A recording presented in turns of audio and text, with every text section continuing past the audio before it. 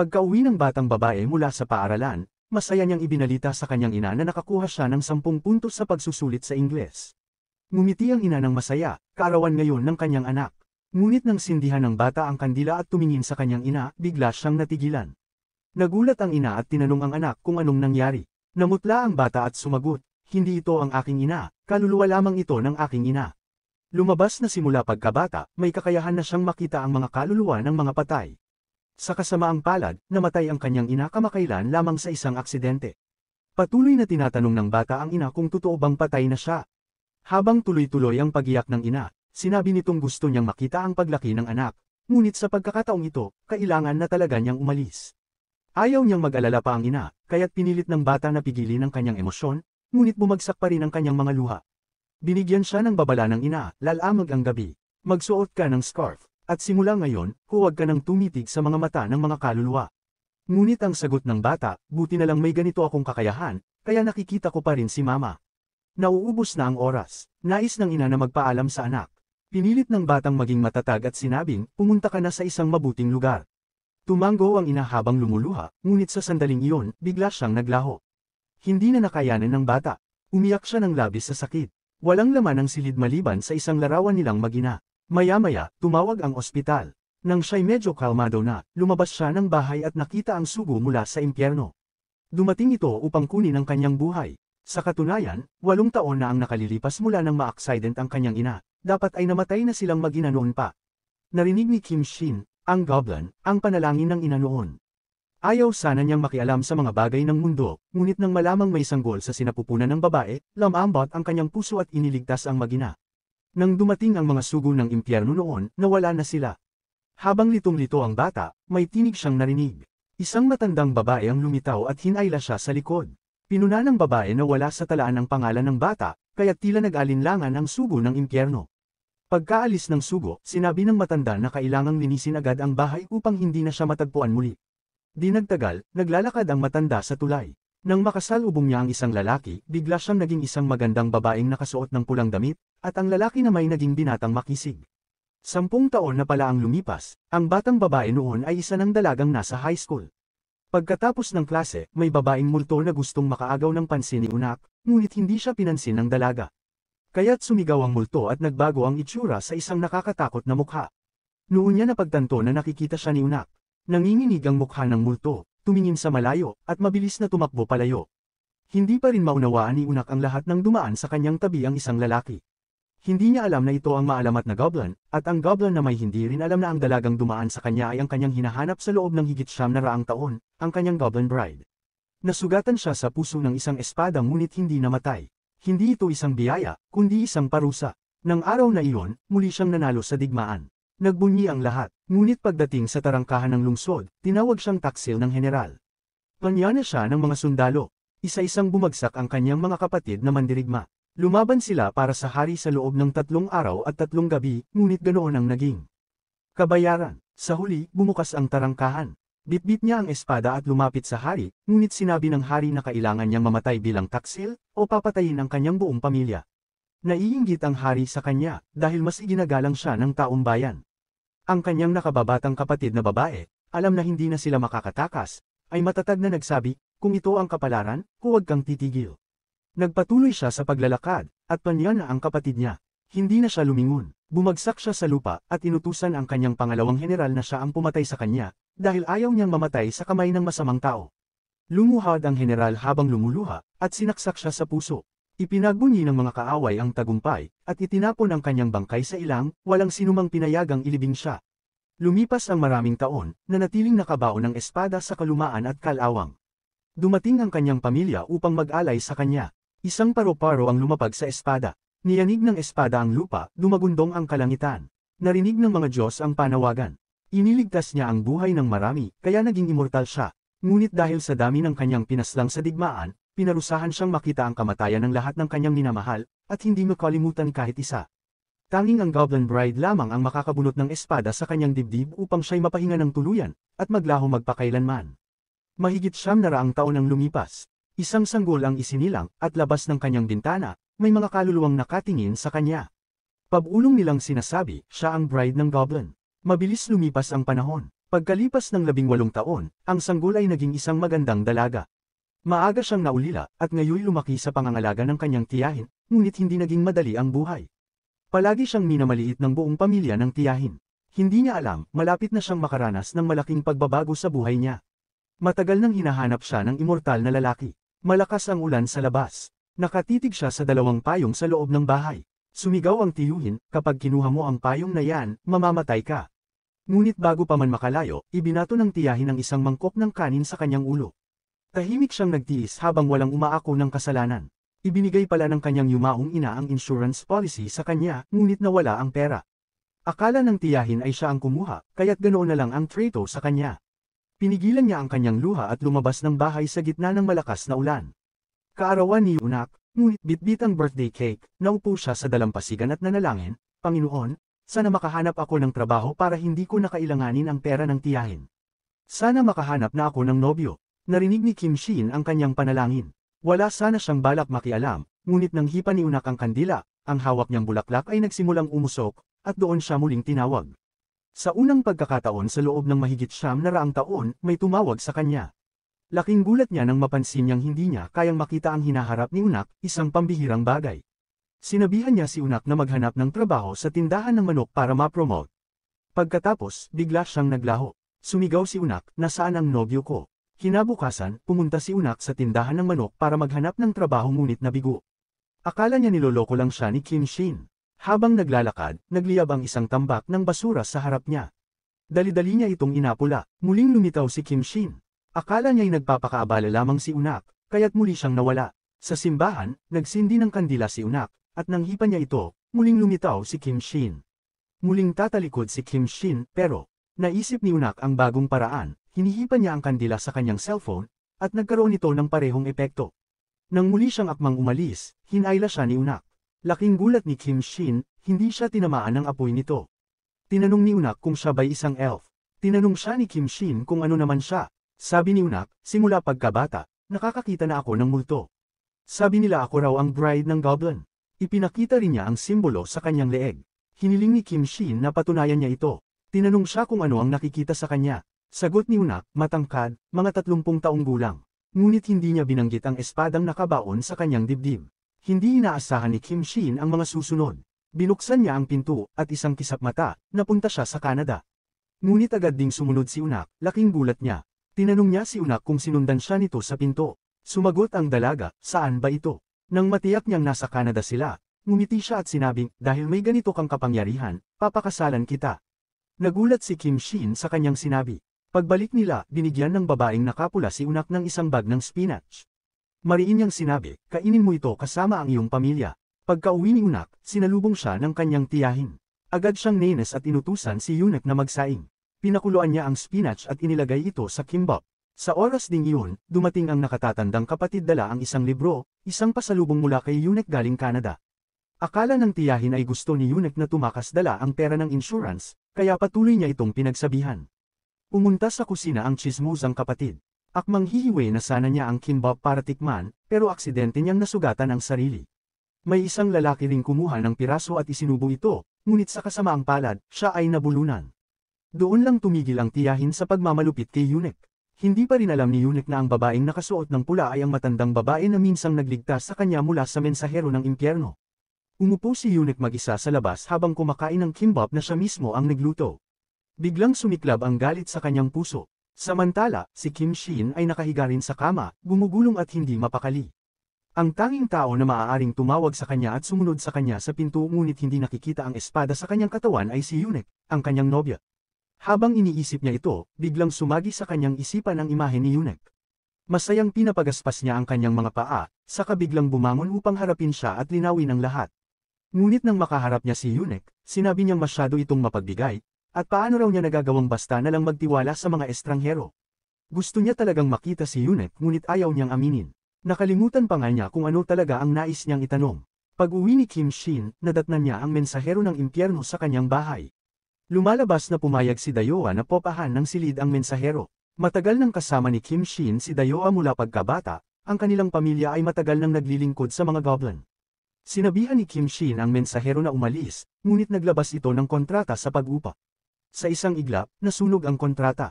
Sinabi pa ng mensahero ng impyerno, na para bang walang pakialam, na ito'y pansamantalang pagbabago lamang.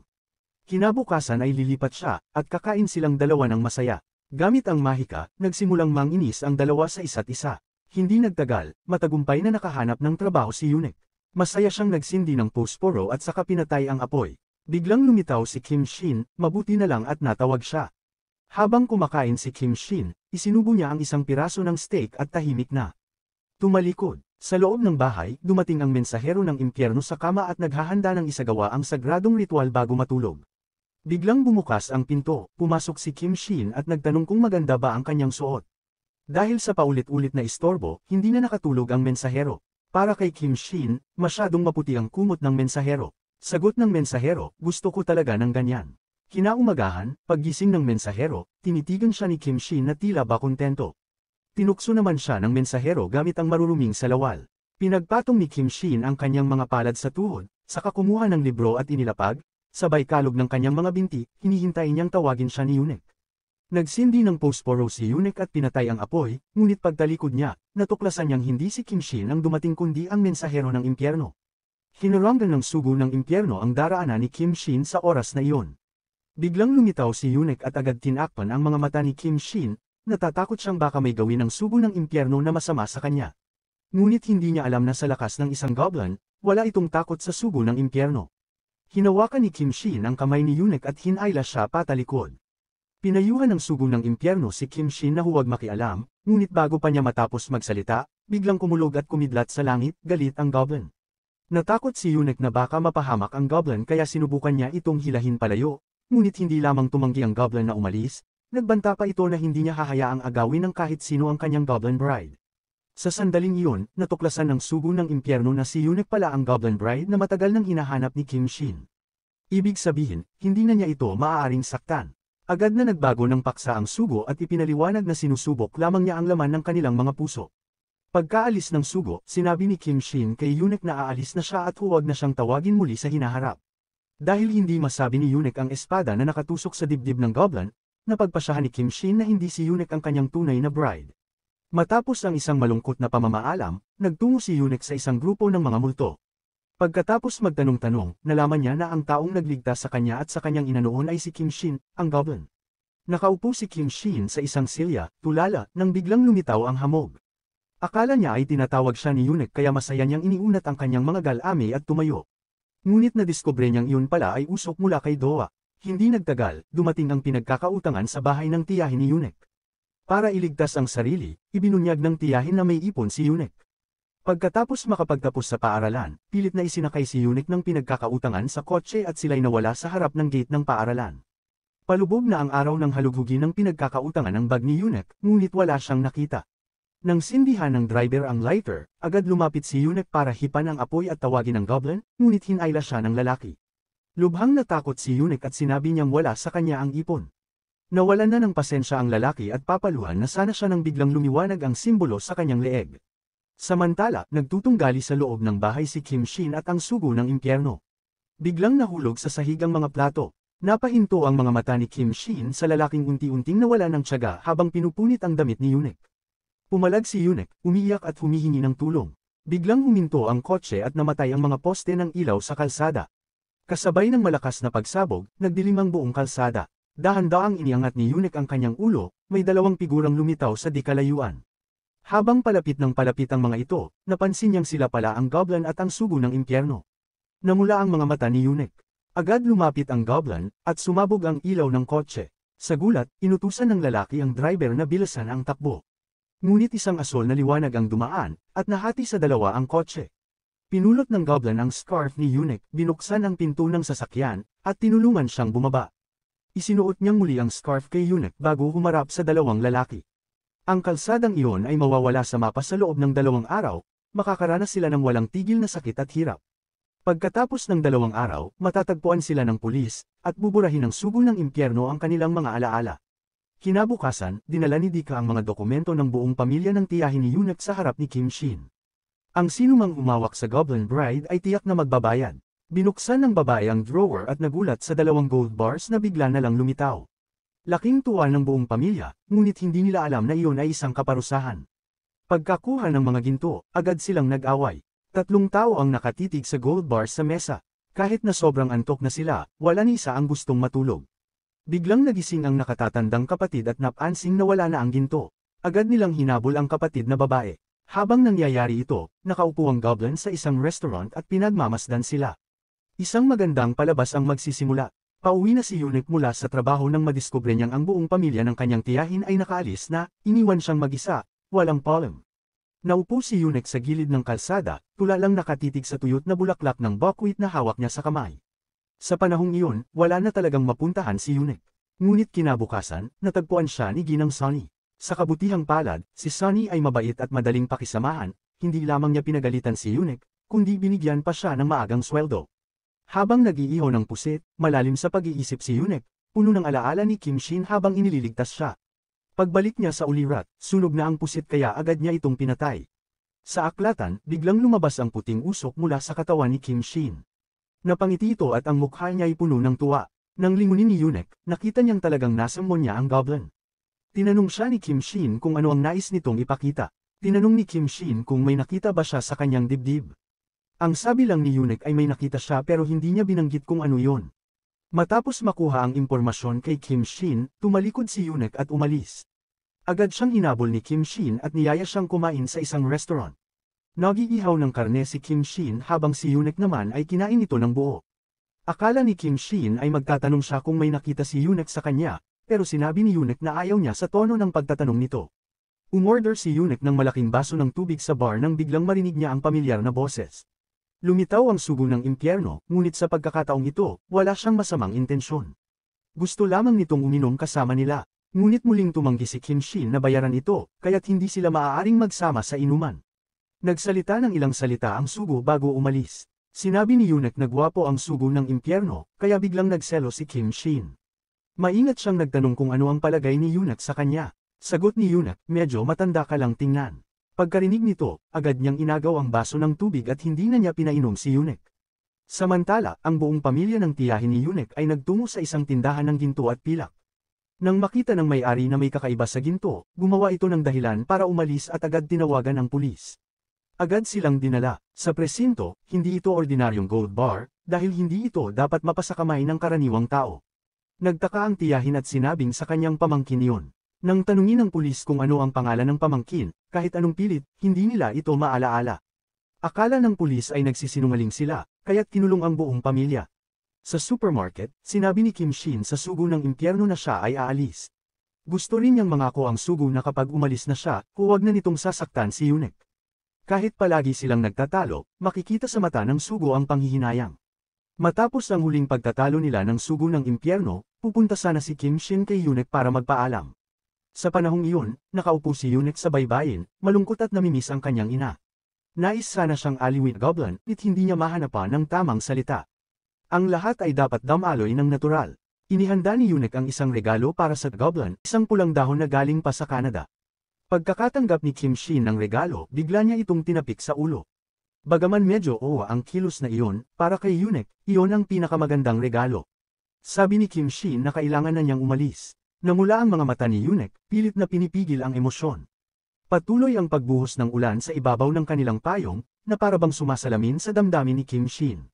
Bago siya umalis, biglang tumunog ang doorbell. Dumating si Eunuch. Tinanong niya, kapag ba may nakita ako sa katawan mo, mananatili ka? Sagot ng goblin, wala ka namang nakikita. Ngunit iginiit ni Eunuch na may nakikita siya, agad niyang itinuro ang espada sa dibdib ng goblin. Sa sandaling iyon, hindi makapaniwala si Kim Shin. Ngayong nalaman niyang si Eunuch ang kanyang bride, masaya siya, malaya na siya. Nais niyang mabuhay ng mas matagal, at hindi pa niya alam na ang dahilan nito ay dahil minahal na niya si Eunuch. Sa footbridge, may babaeng nag-alok ng hairpin sa sugo ng impyerno. Tumanggi siya at sinabing hindi siya interesado. Kinuha ng babae ang salamin, at sa refleksyon ng sikat ng araw, nang imulat niya ang mga mata, naglaho ang kulay at tanging isang singsing na lang ang kumikislap. Sinubukan niya itong kunin, ngunit may nauna sa kanya. Nang makita niya ang mukha ng taong iyon, kusa na lang bumagsak ang mga luha sa kanyang mata. Hindi niya maipaliwanag kung bakit. Sabi ng babae, ang pangalan niya ay Sunny. Ngunit ibang pangalan ang naisip ng sugo. Habang nagkakakilanlan pa lamang sila, biglang lumitaw sa salamin ang isang matandang babae. Sa parehong oras, tinitingnan ni Kim Shin ang larawan sa kanyang kamay, alaala ng mahigit 900 taon na ang nakaraan. hindi niya nailigtas ang kanyang kapatid. Napuno ng luha ang kanyang mga mata. Pagbalik ng Sugo sa bahay, nakita niya ang numerong iniwan ni Sunny at bigla siyang nabulag sa pag-iisip. Sino nga ba talaga si Sunny? Bakit parang may kakaibang damdamin ako sa kanya? Pareho silang may pinagdadaanang damdamin. Sa mga sumunod na araw, araw-araw pumupunta sa tulay ang Sugo para hintayin si Sunny ngunit hindi niya ito muling nakita. Tinanong ni Dayoha kung ano ang itsura ni Sunny. Sabi ng Sugo, habang naglalakad siya sa kalye, lahat ng makasalubong niyang kamukha ni Sunny ay tila siya. Parang itinakda ng tadhana ang muling pagtatagpo nila sa tulay. Tinanong ni Sunny kung bakit hindi siya tinawagan. Sagot ng Sugo, simula ngayon, tatawagan na kita. Pumunta sila sa kafe, at habang umiinom ng kape, panay ang sulyap ng Sugo sa paligid. Napansin ni Sunny at sinabing, isang oras ka ng ganyan. Siya na ang nagpasimulang magsalita.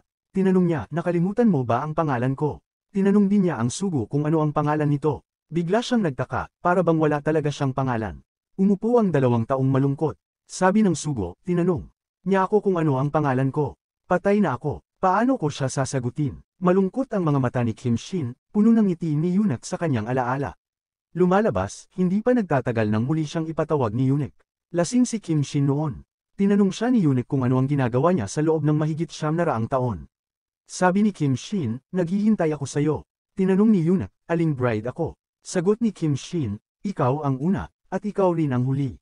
Sa mga oras na iyon, hindi pa alam ni Yunek na kapag hinugot niya ang espada sa dibdib ng goblin, maglalaho si Kim Shin na parang alikabok. Tinanong ni Yunek, paano kung ayokong maging bride mo? Tahimik si Kim Shin sandali bago sumagot. Kung ganun, hindi mahuhugot ang espada.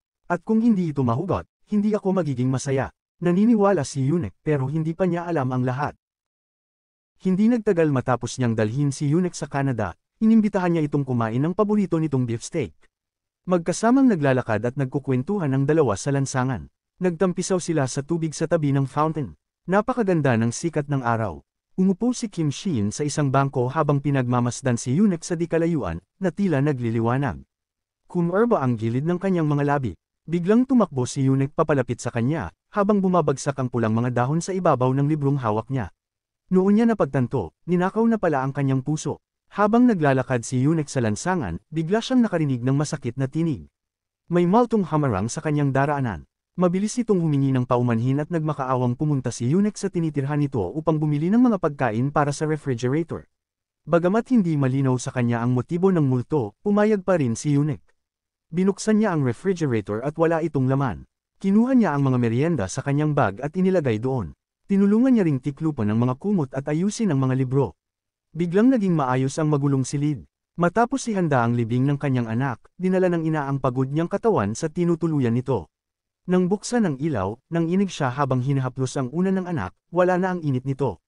Hinawakan niya ang mga librong ginamit nito noong nabubuhay pa, iniisip kung gaano ito nahirapan sa pag-aaral. Pagbukas niya ng refrigerator at makitang puno ito ng pagkain, napaiyak siya. Habang nabubuhay ang anak, hindi niya ito gaanong naalagaan. Mabuti na lamang at naalagaan nito ang sarili. Samantala, matapos matuklasan ni Kim Shin na mahal niya si Yunek, nagpasya siyang protektahan ang ngiti nito, kahit ang kapalit ay lumayo siya rito. Mabilis niyang hinugot ang kanyang espada at tinulungan si Yunek na bumalik sa normal na buhay. Hinanap niya si Yunek at sinabing nais niya itong iuwing muli. Tinanong siya ni Yunek, mahal mo ba ako? Sagot ng goblin, oo, kung kinakailangan. Malakas ang ulan sa labas, at namumula ang mga mata ni Yunek. Sa kanyang puso, tila siya'y isang tanga. Pagdating sa bahay, gusto ni Yunek tulungan ang tagapagdala ng kamatayan na magtapon ng basura. Naguluhan ito at di maintindihan kung bakit siya tinutulungan ni Yunek. Sinabi ni Kim Shin sa kanya, simula ngayon, nandito na ako. Naalala ng tagapagdala ng kamatayan ang desisyon ni Kim Shin na umalis, at napangisi ito habang pinapaimbulog ang basura. Dahil sa biglaang pagdalaw ni Yunek, pinakiusapan ni Kim Shin na doon muna siya pansamantalang tumuloy sa kanyang kwarto, habang siya naman ay sa tagapagdala ng kamatayan. Siyempre, hindi pumayag ang huli, ngunit sinadyang lumapit si Kim Shin kaya't napilitan itong tumanggap. Kinabukasan, matapos kumain, papunta na si Yunek sa lababo nang makita niyang nag-aaway na naman ang dalawa. Pagkatapos niya silang awatin, iniwan niya ang kanyang numero bago umalis papuntang paaralan. Sa pagtingin sa pinto, kapwa sila walang cellphone at tila nakabalik sa panahon ng bato. Mabilis silang nagpabili ng cellphone kay Dekwa. Nang makitang sabik ang tagapagdala ng kamatayan, parang eksperto si Kim Shin, ngunit sa totoo lang ay hindi rin niya alam gamitin ito. Di nagtagal, mahusay na rin silang gumamit. Tinawagan ni Kim Shin ang tagapagdala ng kamatayan gamit ang numerong iniwan ni Sunny. Parang matandang hirap gumalaw ang tagapagdala ng kamatayan sa pagpindot ng numero, ngunit sa huli, na-save din niya ito. Pagbalik ni Yunek sa bahay, nagkunwaring di siya nakita ni Kim Shin. Kaya't lumapit siya sa tagapagdala ng kamatayan at pinuri ito ng malakas. Sa likuran, hindi na nakatiis si Kim Shin. Ginamit niya ang aklat ng kaalaman upang makuha ang pansin nila. Ngunit kahit pagkatapos ng seryosong pagpapakilala, tila naging invisible siya. Nagpatuloy ang dalawa sa pag-uusap na parang wala siya. Sa wakas, nagalit si Kim Shin at sinisi si Yunek sa hindi nito pagpapahalaga sa kanya. Galit na galit si Yunek at sinabihang siya ang tunay na walang puso. Pareho silang natigilan at nang maramdaman ang pagbabago ng atmosfera, nagsimula silang kabahan. Sa huli, nagtawanan at nagtakbuhan. Pagkapasok sa bahay, parang bulaklak ang saya sa puso ni Yunek. Humihingal si Kim Shin at ngiti ng ngiti, ngunit di nila napansin ang damdamin ng tagapagdala ng kamatayan. Hawak ang numerong iniwan ni Sonny, na natili sa kanyang puso ang imahe nito. Ngunit hindi siya makatawag, hanggang gabi ay nakaupo lamang siya. Dumating si Dekwa at Kim Shin, at habang di siya nakatingin, nilapitan siya ni Kim Shin at tinulungan. Nang marinig ni Sonny si Kim Shin at ipinasok nito ang cellphone sa tainga ng tagapagdala ng kamatayan, natakot ito at nabitawan ang telepono. Pansamantalang namatay ang kandila, pinulot ng tagapagdala ng kamatayan ang telepono at nagsimulang mag-practice. Di napigil ang matawa si Kim Shin. Muling tumunog ang cellphone, kaya't dali-daling nagtago si Kim Shin. Tumawag si Sonny, at nagkita silang muli. Ngunit sa hapagkainan, tinabla sila ni Dekwa, kaya ginamit ng tagapagdala ng kamatayan ang mahika para burahin ang alaala nila at paalisan ito. Pagkatapos, binigyan niya ng singsing si Sonny at masayang nag-usap sila. Kinabukasan, muling nakita ni Kim Shin si Yunek at biglang naalala ang kanyang mga sinabi. Upang maibsan ang tensyon, dinala niya si Yunek sa isang restaurant sa Canada. Ngunit pagpasok niya, laking gulat niya, lumapit ang isang waiter, at nakita niya si Yunek, 29 na taong gulang, kasing ningning pa rin ng dati, ngunit wala siyang Kim Shin sa tabi. Napagtanto niya, tapos na ang kanyang pagiging immortal. Umalis man siya, nanatiling masaya ang buhay ni Yunek. Lalo itong nagpapatibay sa kanyang pasya, upang mapanatili ang ngiti ni Yunek, kailangan niyang wakasan ang sarili niyang buhay. Tahimik siyang lumuha habang pinagmamasdan si Yunek. Pagbalik mula sa restaurant, sinabi ni Kim Shin kay Yunek na kailangang hugatin na nito ang kanyang espada. Ngunit tumanggi si Yunek. Napag-alaman pala niyang wala ni anong tala tungkol sa nakaraan ni Kim Shin, parang may sadyang nag-burn ng lahat. Hanggat di malinaw ang katotohanan, ayaw pa ni Yunek itong hugatin. Naalala ni Kim Shin ang lahat ng namatay dahil sa kanya, at biglang tumulo ang luha niya. Ako ay isang makasalanan, aniya. Lumuluha rin si Yunek habang pinupunasan ang kanyang mga luha. Kahit hindi ko pa alam kung sino ka, ikaw pa rin ang mahal ko, bulong niya. Di nagtagal, sinundo ni Kim Shin si Yunek mula sa paaralan. Tinanong siya ni Yunek kung bakit niya iniligtas ang kanyang ina noong araw na iyon. Matapos malaman na humiling ang kanyang ina sa mga Diyos para sa kanyang kaligtasan, natigilan siya. Nang makita ni Kim Shin na namumula ang kanyang mga mata, hinaplos niya ang ulo nito upang aliwin. Ngunit sabi ni Yunek, hindi kailangang gamitan ng puwersa. Sa ilalim ng araw, napakaganda ng lahat. Pag-uwi nila, biglang sinabi ni Yunek, gusto kong maging mas gwapo ka. Natakot si Kim Shin, dali-daling sinagot ang telepono at tumakbo palayo. Hindi dahil sa espada, kundi dahil nariyan si Yunek, at hindi niya kayang saktan ito. Sa wakas, nagpa siya si Kim Shin. Hinarap niya si Yunek at hiniling na hugatin nito ang kanyang espada. Dinala niya ito sa parang ng mga bulaklak ng bakwit, kung saan nagsimula ang lahat, at dito rin magwawakas. Umuulan ng nyebe, hindi pa rin alam ni Yunek na kapag hinugot ang espada, lilisan si Kim Shin sa mundong ito. Dahan-daang iniunat ni Yunek ang kanyang mga kamay. Lumitaw ang espada, pumikit si Kim Shin, malaya na siya. Ngunit sa susunod na sandali, isang di inaasahang bagay ang nangyari. Hindi niya mahawakan ng espada, bigla niyang naalala ang sumpang prinsipe sa isang fairy tale, at matapang niya itong hinalikan. Ngunit hindi pa rin niya nahugot ang espada. Sa di kalayuan, isang grupo ng mga batang naglalaro ng baseball ang biglang gumawa ng ingay. Lumipad ang bola patungo kay Yunek, ngunit may isang batang lalaki ang tumakbo agad at iniligtas siya. Siya ang batang lihim niyang minahal noong siya'y bata pa. Pagkakita niya sa lalaki, hinaplos ni Tai ang kanyang noo. Sakto namang nakita ni Kim Shin ang tagpong iyon, nagselos siya. Tumitig siya sa langit, dumilim ito, at kumidlat. Mabilis niyang pinuntahan si Tai. Nakilala siya agad nito. Noon pala, gustong mag-baseball ni Tai, ngunit pinilit ng kanyang ina na mag-aral ng piano. Nakipagpustahan si Kim Shin kay Tai, nang matalo siya, tinulungan niyang mawala ang gitara nito para makapaglaro ng baseball. Binuksan ni Yunek ang diary ni Kim Shin at natuklasang siya pala ang unang pag-ibig nito. Ang hindi alam ni Eunuch ay siya pala ang unang pag-ibig na isinulat ni Kim Shin sa kanyang diary. Habang siya'y nagseselos sa babaeng kausap ni Kim Shin na masayang nagtatawanan sa ibaba, biglang tinawag siya ni Tahi. Pinipilit pa ring aliwin ni Kim Shin ang sarili, kaya't nagtungo siya sa isang tahimik na lugar upang ibuhos ang kanyang galit.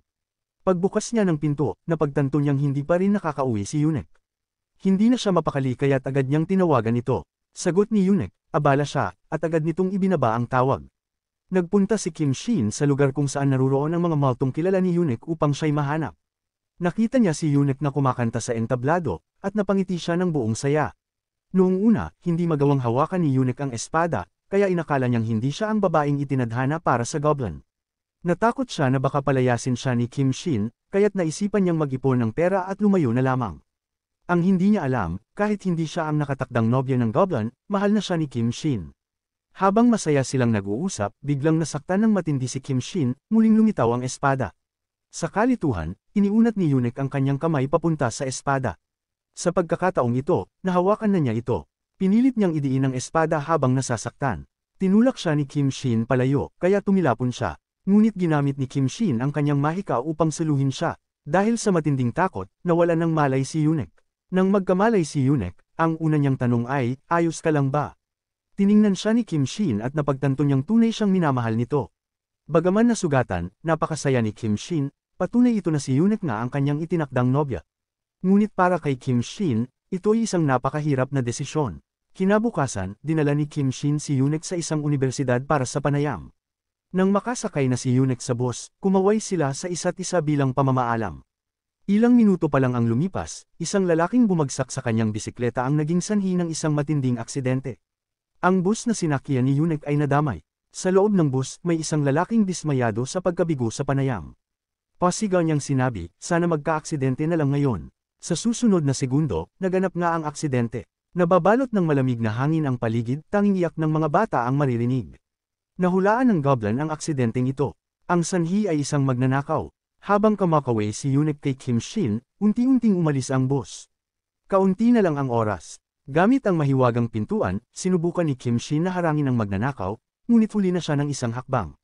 Kaya't nagmadali siyang tumakbo patungo sa lugar ng aksidente. Binili niya ang lahat ng medyas ng matanda at pinauwi ito, upang maiwasang ang magnanakaw ay madapas sa kalye at magsanhi ng sunod-sunod na aksidente. Sa pagdating ng magnanakaw, tinadyakan siya ni Kim Shin at napalupasay ito sa kalsada. Nang subukang manlaban ng magnanakaw gamit ang patalim, binali ni Kim Shin ang kanyang braso. Dumadaan pa lang noon ang bus sa gilid. Ang mga tagapagdala ng kamatayan ay naghahanda na, ngunit hindi nangyari ang inaasahang trahedya. Habang nagtataka sila, nakita ng isa sa kanila si Eunuch, naisip nitong may kinalaman ang isang goblin. Habang papalayong umaandar ang bus, isang figure ng goblin ang biglang lumitaw sa kabilang kalsada. Di nagtagal, dumating si Dekwa upang isauli ang larawan kay Kim Shin. Dahil sa pag-usisa, binuksan ito ng tagapagdala ng kamatayan. Pagkakita niya sa larawan, hindi niya maipaliwanag ang sakit sa kanyang puso, tuloy-tuloy ang pagtulo ng kanyang luha. Pakiramdam niya'y kagaya ng una niyang pagkikita kay Sonny. Nang isauli ni Dekwa ang larawan, sinabi niyang ipinaalam na ito kay Kim Shin. Nagtaka si Kim Shin kung bakit ganoon na lang ang naging reaksyon ng tagapagdala ng kamatayan sa larawan ng kanyang kapatid. Agad niya itong kinausap, ngunit hindi rin alam ng tagapagdala kung bakit ganoon ang kanyang naramdaman. Wala siyang maalalang koneksyon sa babae sa larawan. Sa kalaunan, nakipagkita ang tagapagdala ng kamatayan kay Sonny. Sa mga araw na lumipas, unti-unting nagkadamdamin si Sonny at sinabi rito, ang tunay kong pangalan ay Kim Son. Ngunit ang hindi alam ng tagapagdala ng kamatayan ay higit 900 taon nang patay ang kapatid ni Kim Shin, at ang pangalan nito ay Kim Son. Nang tanungin siya ni Sonny, ano ang tunay mong pangalan? Pilit niyang inalala ngunit wala siyang maalala. Sa parehong oras, sumulat si Kim Shin sa hangin gamit ang pulang mata, Wong Yu. Biglang sumakit ang dibdib ng tagapagdala ng kamatayan, at binura niya ang lahat ng alaala ni Sonny. Nang gabing iyon, nakakulong si Kim Shin sa silid-aklatan. Dumating ang babae sa pulang damit, isa pala siyang Diyos. Sinabi niya kay Kim Shin, kailangan mo nang hugatin ang iyong espada. Kung hindi ikaw ang mamamatay, si Eunuch ang mamamatay. Ang layunin ng kanyang kapanganakan ay para lamang hugatin ang espada. Kung hindi niya ito gagawin, mawawalan siya ng saysay. Ang aksidenteng napigilan ni Kim Shin noon ay babala lamang. Mula ngayon, mas madalas at mas matindi na ang mga ito. Samantala, nagpunta si Eunuch sa tagapagdala ng kamatayan upang itanong ang tungkol sa mahiwagang espada sa dibdib ni Kim Shin. Ano ang mangyayari kung hugatin ko ang espadang iyon? Ayaw ng tagapagdala ng kamatayan na mamatay si Kim Shin, kaya't sinabi niya ang totoo, kapag nahugot ang espada, mawawala na si Kim Shin. Sa isang ice skating rink, habang nagtatrabaho si Yunek, biglang bumagsak ang nyebe mula sa bubong. Nagsalubungan ng mga ski, bumagsak ang buong estant sa kanya at nawalan siya ng malay. Sa parehong oras, ibinigay ng tagapagdala ng kamatayan ang talaan ng mga mamamatay. Nandoon ang pangalan ni Yunek, isang oras na lang at mamamatay siya sa lamig. Naghahanap si Kim Shin sa lahat ng lugar kung saan maaaring magpunta si Yunek, ngunit hindi niya ito matagpuan. Lumabas na matapos malaman ni Yunek na mamamatay si Kim Shin kapag hinugot ang espada, nasaktan siya ng labis at nagpa siya ng lumisan. Alam ni Kim Shin na si Yunek ay ilang beses nang nagtrabaho sa skating rink.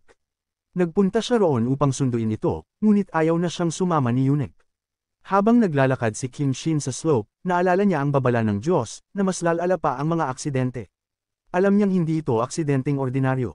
Patuloy sa paglamig ang paligid. Nakatamba si Yunek sa lupa, nanginginig, habang naiisip ang mga alaala nila ni Kim Shin, ang kanilang unang pagkikita sa tabing dagat, sa Canada, sa bukirin ng Buckwheat, at ang huling salitang sinabi nito sa kanya kagabi. Sa kanyang panaginip, tinawag niya ang pangalan ni Kim Shin, tila ba inaakay ito. Nakita ni Kim Shin ang asul na apoy, binuksan ang bakal na pinto, at isinampay ang kanyang coat kay Yunek. Mahigpit niya itong niyakap, at agad dinala sa ospital. Pagkamulat ni Yunek, tinanong siya ng doktor kung may kailangan siya. Ang tanging sagot ni Yunek, posporo o lighter po. Sa cable car, pinatay ni Yunek ang posporo, ngunit hindi lumitaw si Kim Shin. Laminga siya sa paligid, wala siya roon. Akala niya hindi na ito darating.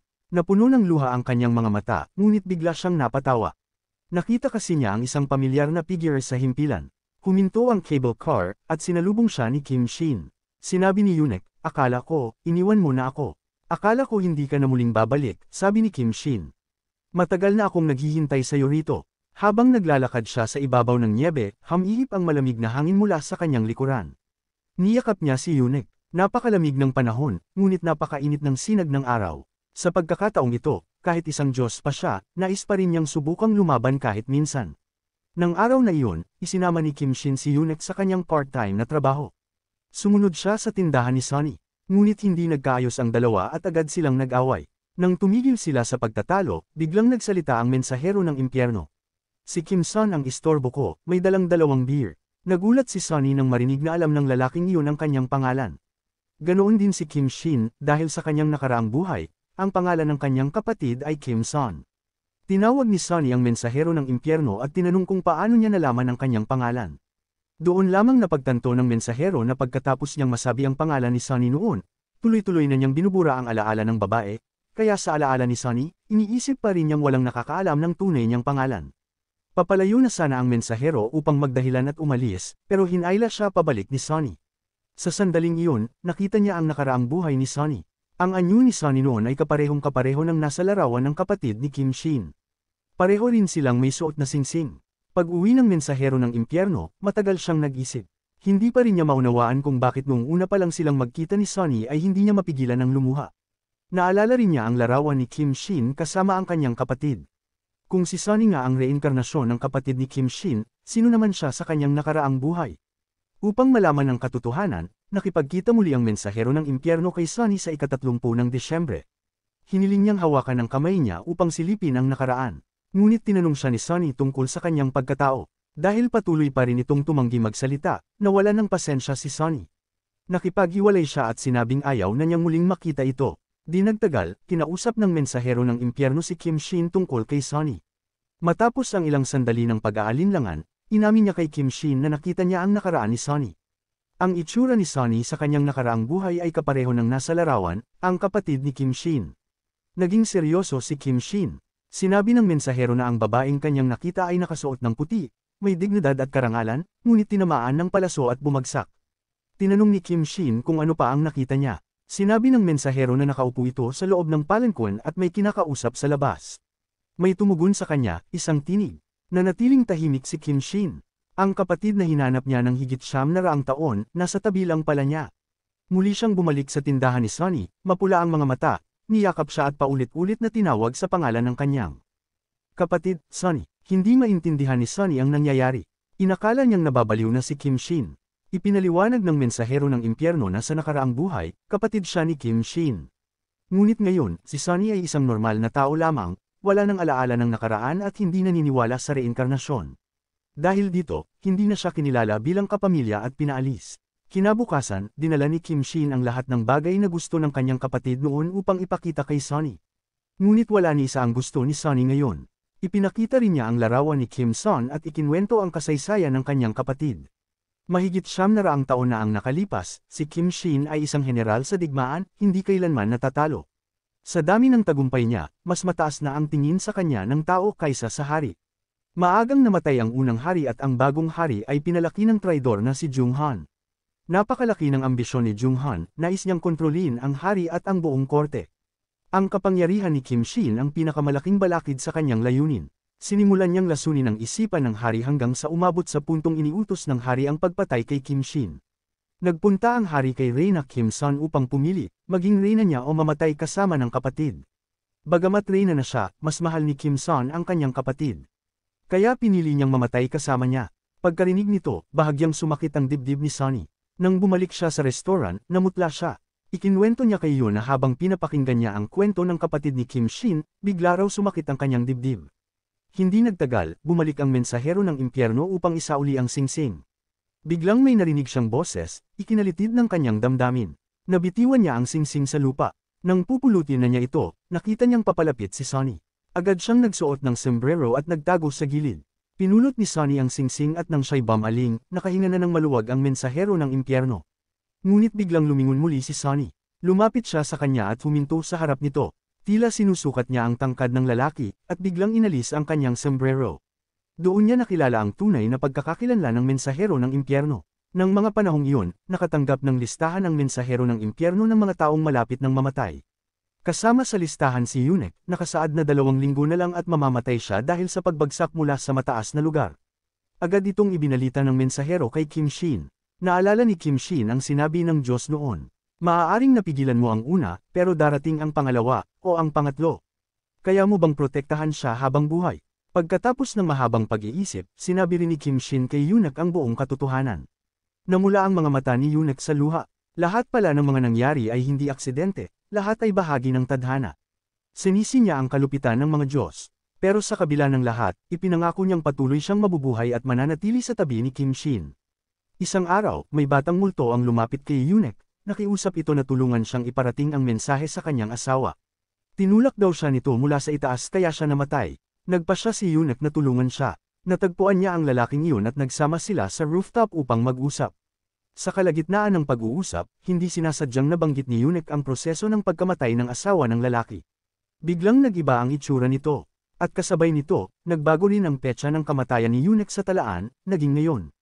Nagtingin-tingin ang lalaki sa paligid at nang makita niyang wala ng ibang tao, unti-unti siyang lumapit kay Yunek. Sa oras ng panganib, agad na binuksan ni Yunek ang lighter at pinatay ang apoy. Biglang nayanig ang katawan ng lalaki, at tuloy-tuloy itong gamulong pababa sa hagdan. Dumating si Kim Shin sakto sa oras. Dinala agad ng mga pulis ang lalaki. Ngunit may mas malaking panganib pang dumarating. Nang araw ding iyon, habang naglilinis si Yunek, pagharap niya ay tila nanigas siya sa kinatatayuan. Isang nilalang na tila mula sa sinaunang panahon ng lumitaw, isang demonyo sa anyong tao. Siya si Jung Han, ang traidor na pumatay kay Kim Shin mahigit 900 taon na ang nakalipas. Bagamat nabanggit na ni Kim Shin ang tungkol kay Jung Han noon, hindi alam ni Yunek na ang lalaking nasa harap niya ngayon ay siya mismo. Kaya hindi niya ito pinansin. Ilang araw matapos noon, habang nag-uusap si Kim Shin at Yunek, napansin nilang si Deko ay tila may alam tungkol sa mga demonyo at mga mensahero, mga lihim na hindi pa nababanggit kahit kanino. Agad nilang pinuntahan si Deko sa bar. Tulad ng dati, kalmado pa rin ito at nagpapanggap na walang alam. Nilapag niya ang kanyang baso at hiniranggan si Kim Shin sa labas. Sinabi niya, panahon na para magpaalam kay Yunek.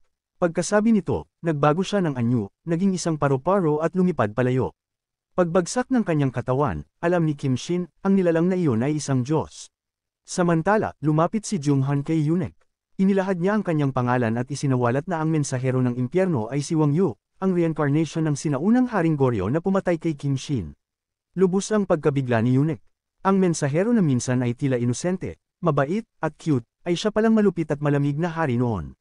Kinabukasan, dala ng pagkainip, bumisita ang mensahero ng impyerno kay Yunek.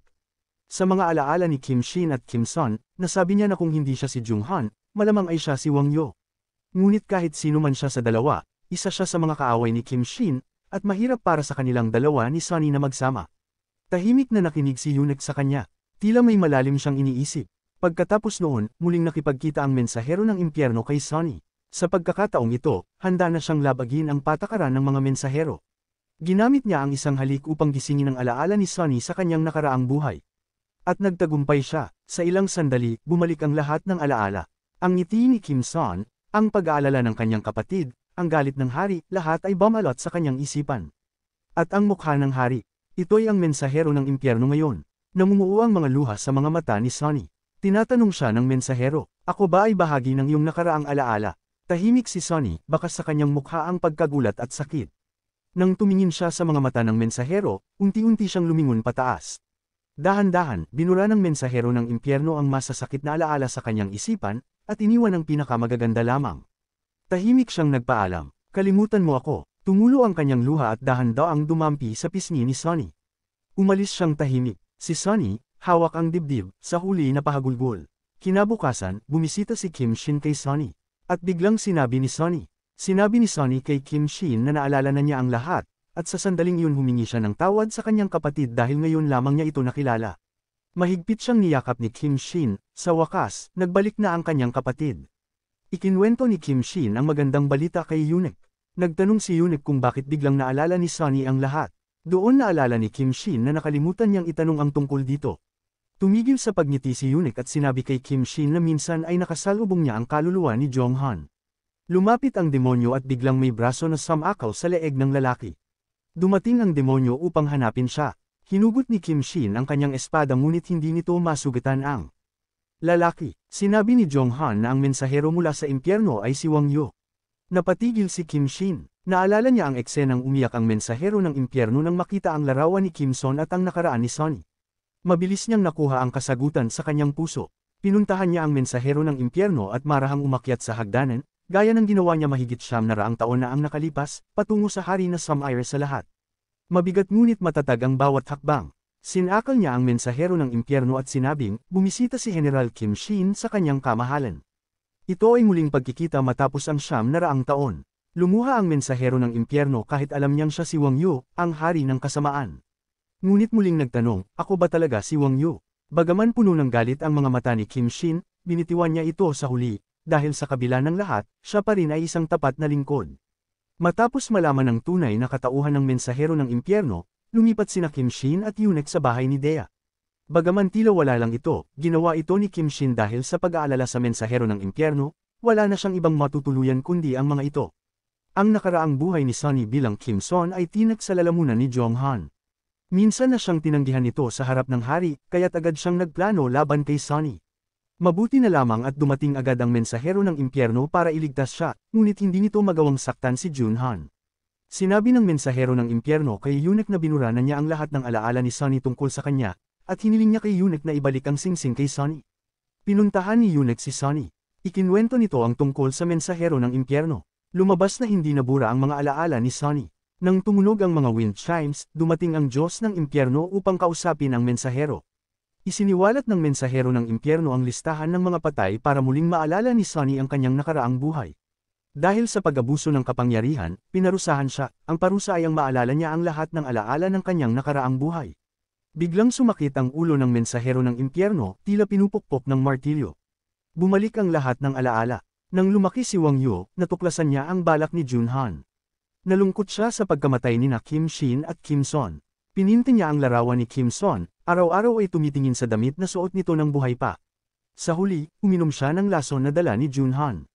Matapos bumalik ang alaala, napahawak sa dibdib ang mensahero ng impyerno at umiyak ng masakit. Ngunit huli na ang lahat. Isang araw, nag-uusap sina Yunek at Sunny nang biglang lumitaw ang pamilyar na figure, si Jun-han. Tumakbo ito papunta kay Sunny ngunit agad siyang hinarangan ni Yunek. Biglang kumislap ang tato sa leeg ni Yunek at napaatras si Jun-han. Nawalan ng malay si Yunek. Pagkagising niya, tinawagan niya si Kim Shin at tumakbo ito sa mga bisig ni Kim Shin. Napansin nitong tila naglaho ang tato sa leeg ni Yunek. Ikinwento ni Yunek ang nangyari. Natanggap ng mensahero ng impyerno ang listahan ng mga taong mamamatay, at nakalagay roon ang pangalan ni Yunek. Ang takdang oras ng kanyang kamatayan, 1 linggo na lang. Kahit malapit na ang ugnayan nila ni Kim Shin, agad niyang ibinahagi ito.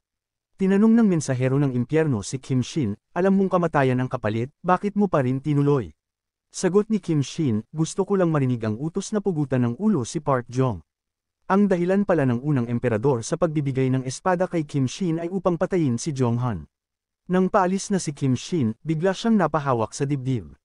Naalala niyang ang espadang nakatarak sa kanyang dibdib lamang ang makakapatay kay Jong-han.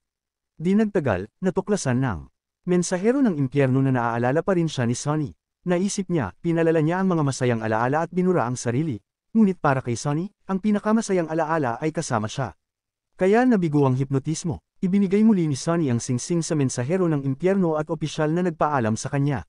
Samantala, nilapitan ni Kim Shin si Yunek at sinabing gusto niyang maglakbay kasama siya. Nagkaroon sila ng masayang panahon. Ibinigay ni Kim Shin kay Yunek ang mga dating pangako, ito ang unang bahagi ng kontrata. Nang hilahin ni Yunek ang kanyang espada sa unang araw ng tagyelo, kailangan nang harapin ni Kim Shin ang kanyang huling pamamaalam. Dinala niya si Yunek sa rooftop upang doon akitin si Jong-han. Binuksan ni Yunek ang aklat at isang malakas na hangin ng bomb-alot sa paligid. Lumitaw ang isang demonyo, dahil nawawala na ang tato sa kanyang leeg, hindi ito nakita ni Yunek. Lumapit si Jong-han at sinakaw si Yunek. Hindi siya lumaban. Sa huling sandali, pinatayan niya ang apoy ng lighter at sumiklab ang asul na liwanag. Napaatras si Jong-han, dumating si Kim Shin. Biglang sinaksak ni Yunek ang sarili ng espada. Mabuti na lang at naagapan ito ni Kim Shin. Nadiskubre ni Yunek ang plano ni Jong-han, nais nitong sakupin ang kanyang katawan upang gamitin ang kamay ni Yunek para hilahin ang espada sa dibdib ni Kim Shin at patayin siya. Lumapit si Yunek kay Kim Shin at dahan-daw ang tinaas ang kanyang kamay. Ngunit bago niya magamit ang kanyang lakas, isang pamilyar na tinig ang umalangaw-ngaw. Dumating ang mensahero ng impyerno at ginamit ang mahika para palayasin si Jong-han mula sa katawan ni Yunek. Nawala ng malay si Yunek ngunit ayaw pa rin ni Kim Shin tapusin ang lahat. Hinawakan niya ang kamay ni Yunek at dahan-daw ang hinugot ang espada sa kanyang dibdib. Pagkatanggal nito, agad niya itong inihampas at pinugot si Jong-han. Naglaho si Jong-han sa usok. Bumalik sa normal ang lahat. Inihanda na ni Kim Shin ang sarili sa kamatayan. Hindi na napigilan ng mensahero ng impyerno ang pagyak. Tumingin si Kim Shin sa kanya at sinabing, sa wakas, namatay ako sa larangan ng digmaan. Naglaho ang espada. Tumakbo si Yunek at niyakap si Kim Shin ng mahigpit. Pakiramdam niya, gumuho ang buong mundo. Tahimik na umiiyak si Yunek habang hinahaplos ni Kim Shin ang kanyang mukha at sinabi, ang makilala ka ang gantimpala ng aking buhay. Umiiyak si Yunek at sinabing mahal na mahal niya ito. Ngumiti si Kim Shin habang may luha sa kanyang mga mata at sinabi, mahal din kita, saka pumikit. Unti-unting naglaho ang kanyang katawan at naging maliliit na bituin. Isang kidlat ang palm unit sa langit. Ang lahat ng nakakaalala kay Kim Shin ay napahinto sa pagkalito. Mabilis na nabura ang lahat ng alaala tungkol sa kanya, kabilang ang talaan sa diary ni Yunek. Biglang may naalala si Yunek. Dali-dali niyang kinuha ang diary at isinulat ang pangalan ni Kim Shin bago tuluyang mabura ang kanyang mga alaala.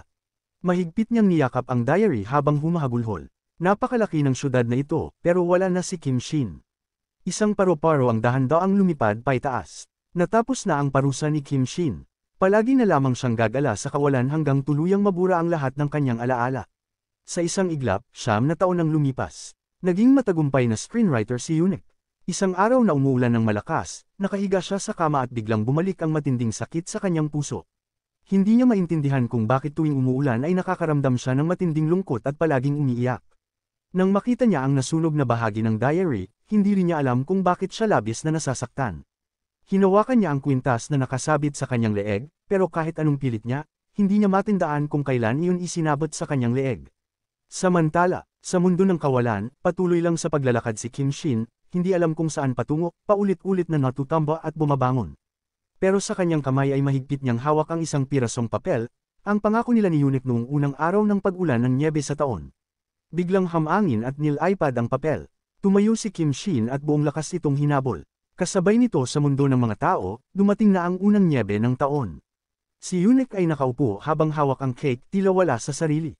Iniisip niya kung ano ang kanyang nakalimutan, isang bagay na nag-iiwan ng matinding sakit sa kanyang puso. Bigla siyang napaiyak. Araw ng kanyang kaarawan. Sinindihan niya ang kandila, ngunit walang bumati sa kanya. Naalala niyang ang huling bumati sa kanya ay ang multo ng kanyang ina, hindi isang tunay na tao. Ang taong matagal na niyang iniisip at pinagnanasahang makita sa nakalipas na 9 na taon ay nagdala ng matinding sakit. Pero kahit anong pilit, hindi niya maalala. Namumula ang kanyang mga mata. Ang kanyang puso ay tila sumisigaw ng tulong. Sa mundo ng kawalan, parang narinig ni Kim Shin ang panawagan na iyon. Habang buhat ang cake, isang figure ang lumitaw sa harapan ni Yunek. Dahan-dahan siyang lumingon. Wala nang iba kundi si Kim Shin, bumalik na ito. Pagkatapos ng 9 na taon ng pagkakahiwalay, muli silang nagkita. Tinitigan ni Yunek ang lalaking nasa harap niya ngunit agad siyang umiwas ng tingin. Tama nga, nakalimutan na niya si Kim Shin. Napuno ng luha ang mga mata ni Kim Shin habang naaalala ang sakit at pangungulila nila noon. Hindi na niya napigilan ang sarili. Lumapit siya at niyakap si Yunek. Hindi masukat kung ilang araw niyang hinintay ang sandaling iyon. Nanatiling nakatayo si Yunek, hindi alam kung bakit may biglang sakit sa kanyang puso at kusang damaloy ang luha sa kanyang pisngi.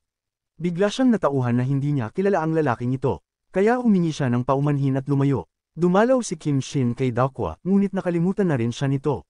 Pumunta siya kay Sonny. Nakita siya ni Sonny, pero sa isang iglap, naglaho rin siya sa paningin nito. Pumunta siya sa mensahero ng impyerno. Nagkatitigan silang dalawa. Sabi ng mensahero, ikaw ang goblin na usap-usapan ng lahat. Mukhang nakalimutan na rin ng mensahero kung sino siya. Ngunit nang paalis na si Kim Shin, biglang nagsalita ang mensahero, mukhang hindi katuluyang naglaho. Lumalabas na matapos mawala si Kim Shin sa mundo, naantig ang damdamin ng dalawang Diyos. Naramdaman nilang masyado ng malungkot ang kwento ni na Kim Shin at Yunek, dapat ay may isang tao na makakaalala ng kanilang pag-ibig. Dahil dito, pinayagan siyang bumalik. Sinabi ng mensahero ng impyerno, maaari mo nang ibalik ang lahat. Sa wakas, natanggap na rin niya ang kapatawaran ni Kim Shin. Muli silang nagsama at namuhay na magkasama. Kinabukasan, habang nagtatrabaho, nagkamali si Yunek. Bagaman taglamig, isinulat niya sa kanyang maneskrito na bumaba ang temperatura sa 22 degrees. Pinagalitan siya ng leader, humingi siya ng tawad, ngunit bago siya makapagsalita ng buo, may dumating na staff at nagsabing ang temperatura sa labas ay 22 degrees nga. Lumabas si Yunek at nakita ang mainit na araw na sumisinag, at mga bulaklak ng peach na nagliliparan. Sa ilalim ng puno, nakatayo si Kim Shin na nakatingin sa kanya. Totoo nga, nasa kafe si Kim Shin, tumutulong kay Yunek. Nang pinatay ni Yunek ang kandila, tinawag si Kim Shin. Muling nabasa ng luha ang mga mata ni Yunek. Tinanong niya kung bakit naroon si Kim Shin. Sabi nito, may tumawag sa akin. Hindi alam ni Yunek na siya mismo ang tumawag sa kanya. Tinanong ni Yunek kung siya ba ang lalaking nasa labas ng kumpanya. Sagot ni Kim Shin, dahil may isang taong labis kong namiss, kaya pinuntahan ko siya. Muling pumunta si Kim Shin kay Dakwa at malinaw na ipinaliwanag ang kanyang pagkakakilanlan. Kahit nakalimutan na siya ni Dakwa, hindi maitatanggi ng kanyang angkan ang kanyang kalooban. Muli siyang naging pinuno ng kumpanya. Samantala, nagkaroon ng alitan si Yunek sa customer kaya pinagalitan siya ng kanyang boss. Sa aklatan, muling nagtagpo sina Kim Shin at Yunek. Naglakad sila sa kalye. Tinanong ni Yunek kung ano ang trabaho ni Kim Shin. Itinuro niya ang isang mataas na gusali at sinabing siya ang pinakamataas na pinuno doon. Siyempre, hindi naniwala si Yunek. Upang patunayan ang sarili, ipinakita ni Kim Shin ang dokumento. Matagumpay na nakuha ni Yunek ang isang paborableng kontrata na sinuportahan ng kumpanya. Tinanong ni Yunek ang pangalan ni Kim Shin. Sabi ng sekretarya, Ju Shin Jae. Hindi alam ni Yunek na ito ang palayaw ni Kim Shin. Di nagtagal, nakatanggap si Yunek ng liham mula sa Canada. Ito ang liham na isinulat nila ni Kim Shin bago siya mawala ng alaala, para sa kanyang ina. Binanggit sa liham ang isang lalaki na tila napakalapit sa kanya. Napaisip si Yunek na baka may kaugnayan ito sa kanyang mga nawawalang alaala. Kumuha siya ng bakasyon at agad na lumipad patungong Canada. Pumunta siya sa hotel ni Kim Shin. Sabi ng receptionist, ang liham na ito ay dapat na ipadala 10 taon na ang nakalipas pero ngayon lang natagpuan dahil naiipit sa mailbox. Habang naglalakad si Yunek sa kalye, biglang tinawag si Yunek ng isang babae. Tinanong ni Yunek kung kilala siya nito. Sagot ng babae, hindi kita kilala, pero ang kwintas na suot mo, ako ang gumawa niyan. Idinagdag pa ng babae na may isang lalaki na lumapit sa kanya upang ipagawa ang disenyo 10 taon na ang nakalipas. Labis na nagulat si Yunek sa narinig. Parang totoo ngang nakarating na siya roon noon. Habang si Kim Shin naman ay naghahanda ng hanapin si Yunek, pagdungaw niya sa pinto ay naroon na si Yunek, nakatayo sa harapan. Inakala ni Yunek na sinusundan siya ni Kim Shin. Matapos magpaliwanag ng kaunti, napapayag rin siya ni Kim Shin.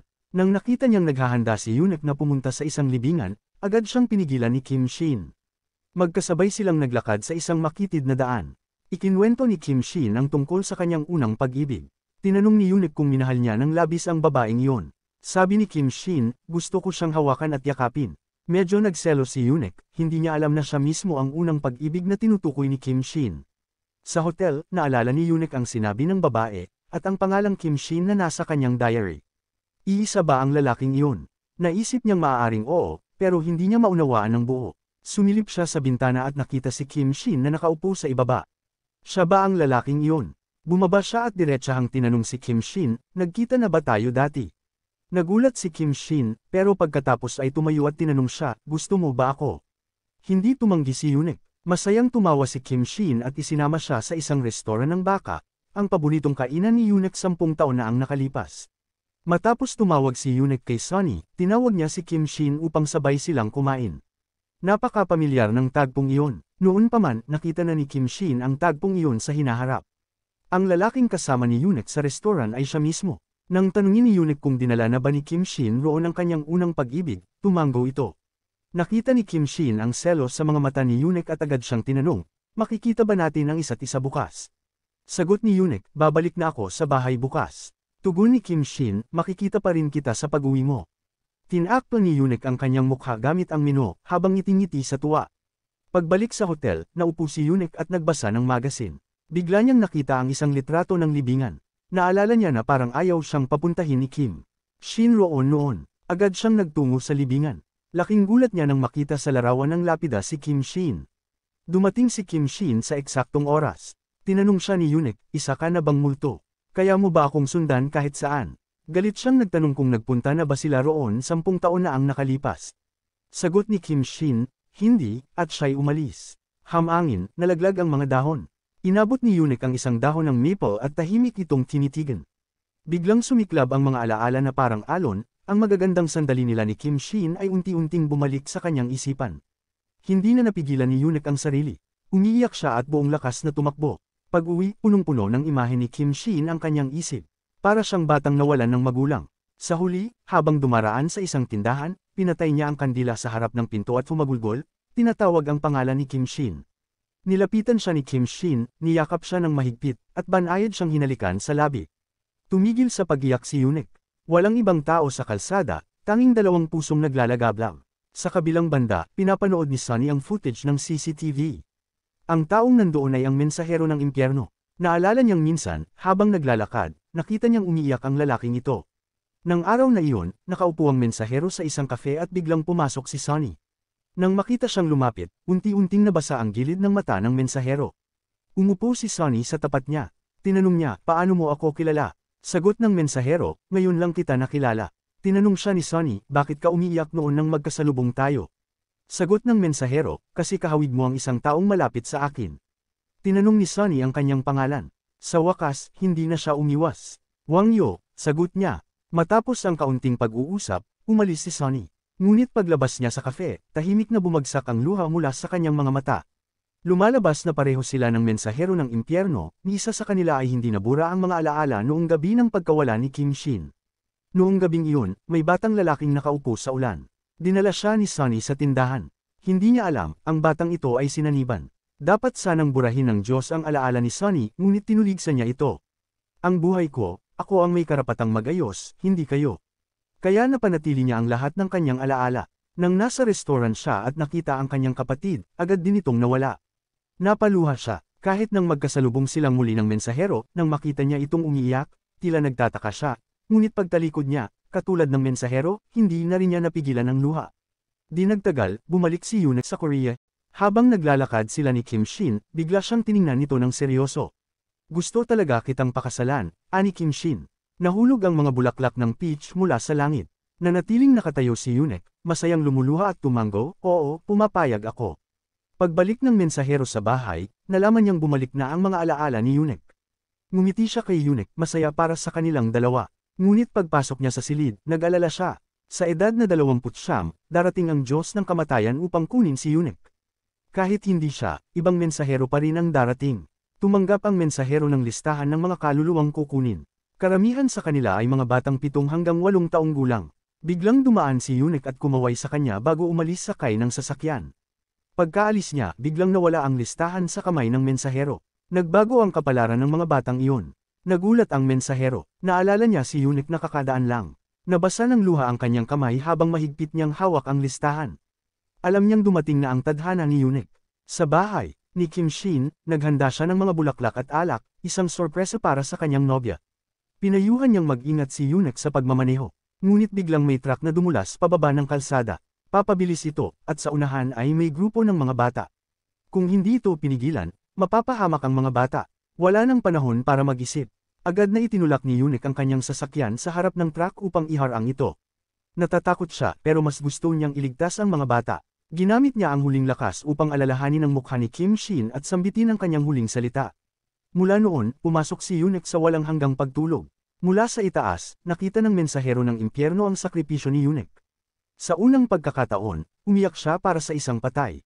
Tahimik na nakatayo si Unique sa gilid ng daan, pinagmamasdan ng mga batang ligtas at masigla. Ngumiti siya bago tuluyang magpaalam. Tinanong ni Unique ang mensahero, "Ilang buhay na ba ang napagdaanan ko?" Tanong ni Unique. Sumagot ang mensahero ng impyerno, "Ito ang una mong buhay." Ngumiti si Unique ng masaya. Bumukas ang pinto, dumating na si Kim Shin. Dahan-dahan siyang lumapit. Nagkatitigan silang dalawa ng may lungkot sa mga mata. Labis ang pagkawasak ng puso ni Kim Shin. Hindi niya kayang iwan si Unique. Mahigpit niyang niyakap si Unique habang patuloy ang pag-agos ng luha nito. Ang matapang at makapangyarihang goblin na si Kim Shin ay ngayon umiiyak na parang isang bata. Hiniling ni Unique sa kanya na maghintay, "Hintayin mo ako sa susunod kong buhay." Sa panahong iyon, siguradong magiging masaya tayo. Ipinadala ng mensahero ng impyerno ang isang tasa ng tsaa upang burahin ang alaala ni Unique sa buhay na ito. Ngunit umiling si Unique at tumanggi itong inumin. Tumanggo ang mensahero ng may luha sa mga mata. Hinaplos ni Unique ang mukha ni Kim Shin at sinabi, "Babalik ako agad." Binuksan niya ang malamig na bakal na pintuan. Humarap siya sandali at binitiwan ang kanyang huling pamamaalam. Nang nagsara ang pinto, hindi na nakapag-fihil si Kim Shin. Napaupo siya sa sahig at napahagulhol sa pagyak. Isinulat niya ang pangalan ni Unique sa isang papel, pagkatapos ay nagtungo sa lugar kung saan sila unang nagkakilala. Sinunog niya ang papel, at ang abo nito ay pinaanod ng hangin. Ito ang kanyang dasal at alaala para kay Unique. Mula noon, bumuhos ang malakas na ulan ng matagal. Sa isang iglap, 30 taon ang lumipas. Natanggap na ng mensahero ng impyerno ang huling talaan ng kaluluwa. Tapos na ang kanyang kaparusahan. Ngunit nang buksan niya ang sobre, bigla siyang napaiyak, pangalan ni Sonny ang nakasulat. Bumukas ang pinto, dumating si Sonny. Matapos ang 30 taong pagkakahiwalay, nagkita silang muli. Isinuot ng mensahero ng impyerno ang singsing sa daliri ni Sonny. Bago siya umalis, nakita ni Sonny ang kanyang kapatid na lalaki sa labas ng bintana. Masayang tumawa si Sonny. Dumating na ang sandali ng pamamaalam. Hinawakan ng mensahero ng impyerno ang kamay ni Sonny.